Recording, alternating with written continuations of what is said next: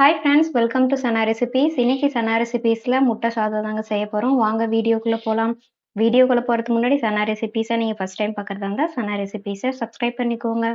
ஒரு tumbler basmati rice எடுத்திருக்கேன். இப்போ தண்ணி ஊற்றி ஒரு அரை மணி நேரம் ஊற வச்சுக்கலாம். அரை மணி நேரம் ஆயிடுச்சுங்க. பாஸ்மதி அரிசி நல்லா ஊறிடுச்சு. சாதம் வேக வைக்கிறதுக்காக பாத்திரத்தில் தண்ணி ஊற்றிக்கலாம். தண்ணி நல்லா கொதிக்க ஆரம்பிச்சிருச்சு.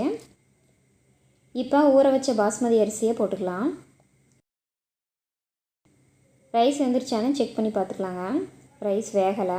இந்த டைமில் ரைஸுக்கு தேவையான சால்ட் போட்டுக்கலாம். ஒரு டேபிள் ஸ்பூன் அளவுக்கு ஆயில் ஊற்றிக்கலாங்க. ரைஸ் கொஞ்சம் நேரம் வேகட்டும்.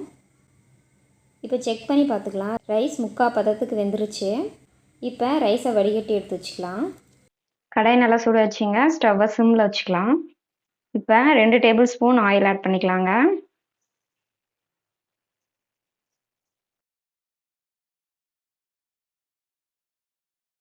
கடுகு நல்லா பொரிய ஆரம்பிச்சிருச்சு. இப்போ பொடியை நறுக்கி வச்சிருக்க ஒரு பெரிய வெங்காயத்தை ஆட் பண்ணிக்கலாம்.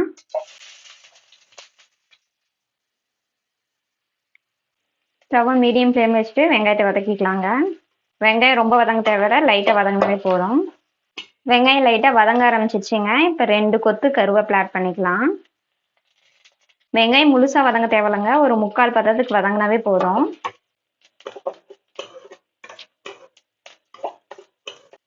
ஒரு பச்சை மிளகா பொடியாக நறுக்கி வச்சுருக்கேன். இப்போ அதை ஆட் பண்ணிக்கலாம்.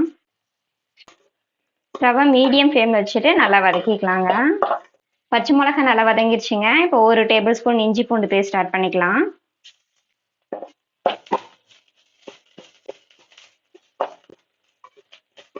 இஞ்சி பூண்டு பேஸ்ட்டோட ராஸ்மல் போகிற வரைக்கும் நல்லா வதக்கி விட்டுக்கலாங்க. இஞ்சி பூண்டு பேஸ்ட்டோட ராஸ்மல் போயிடுச்சுங்க. இப்போ பொடியாக நறுக்கி வச்சுருக்க ஒரு ஸ்மால் சைஸ் தக்காளி பழத்தை ஆட் பண்ணிக்கலாம்.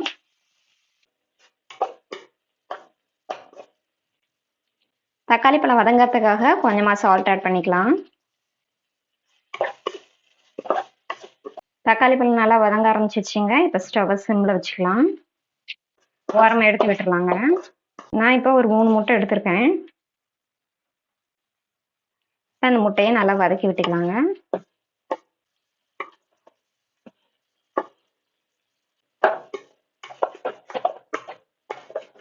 ஸ்டவ்வை சிம்மில் வச்சுட்டு இப்போ இது எல்லாத்தையும் மிக்ஸ் பண்ணி விட்டுக்கலாம்.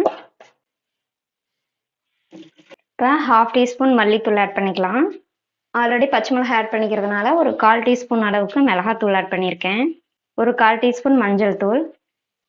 இப்போ இது எல்லாத்தையும் மிக்ஸ் பண்ணிக்கலாம். நம்ம ஆட் பண்ணியிருக்க மசாலா பொருளோட பச்சை வாசம் போகிற வரைக்கும் நல்லா வதக்கி விட்டுக்கலாம். மசாலா பொருட்களோட பச்சை வாசம் போயிடுச்சுங்க. இப்போ வேக வச்சு எடுத்து வச்சிருக்க ஒரு டம்ளர் பாஸ்மதி ரைஸை ஆட் பண்ணிக்கலாம்.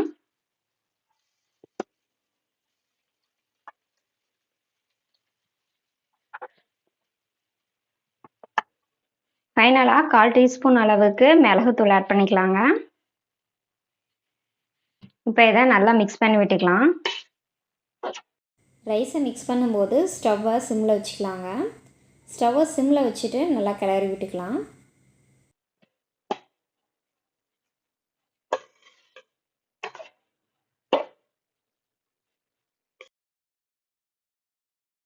நல்லா மிக்ஸ் பண்ணியாச்சு. இப்போ ஸ்டவ் ஆஃப் பண்ணிக்கலாம்.